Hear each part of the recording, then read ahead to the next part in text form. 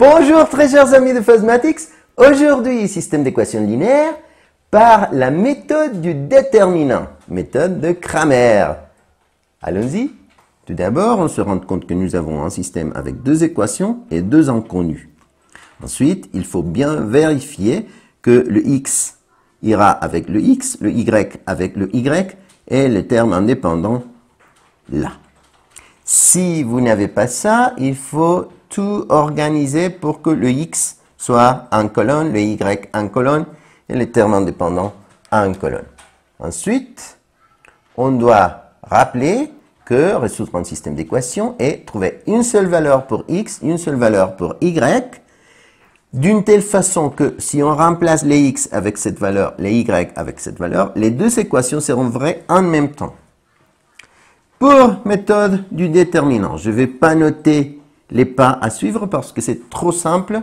Deux petites formules et c'est tout. Mais tout d'abord, on va appeler A les coefficients de x, B les coefficients de y et C les nombres qui sont tout seuls. Maintenant, on va noter les formules. Pour x, on aura le déterminant de CB divisé par le déterminant de AB.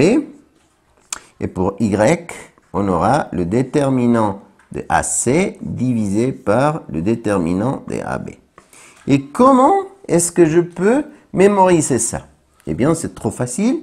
Si je suis en train de chercher x, j'imagine que C, les nombres là, sont à la place de x. Alors, c'est CB.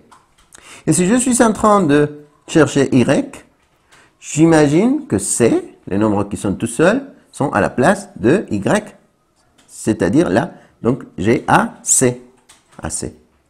Et en bas, toujours, les coefficients des lettres de x et de y, A et B.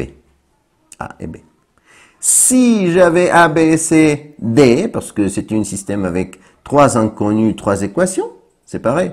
Si je suis en train de chercher x, je passe le D, en ce cas, à la place de x, et j'aurai la formule DBC sur ABC. Toujours les coefficients des lettres.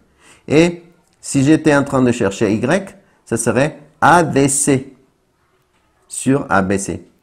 Et si j'étais en train de chercher Z, ça serait ABD sur ABC.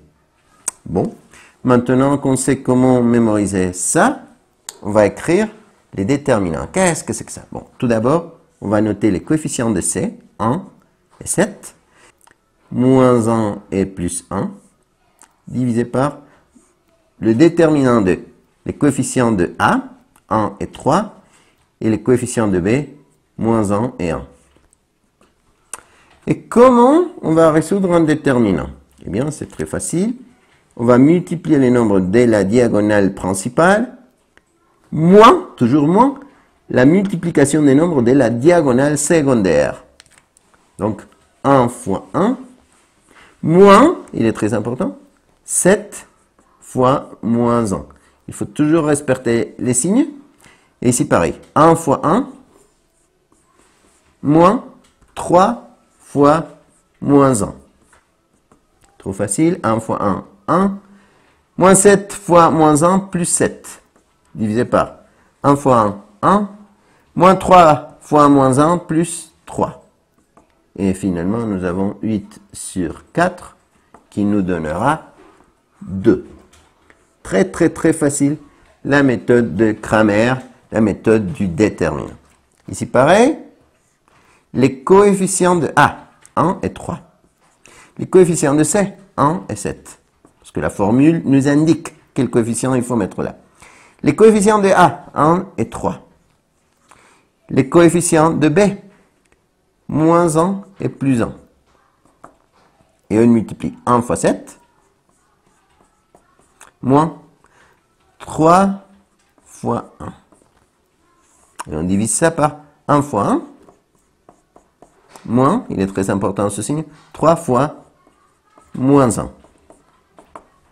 Et on multiplie 1 fois 7, 7, moins 3 fois 1, 3, divisé par 1 fois 1, 1, et négatif fois négatif, positif, 3 fois 1, 3.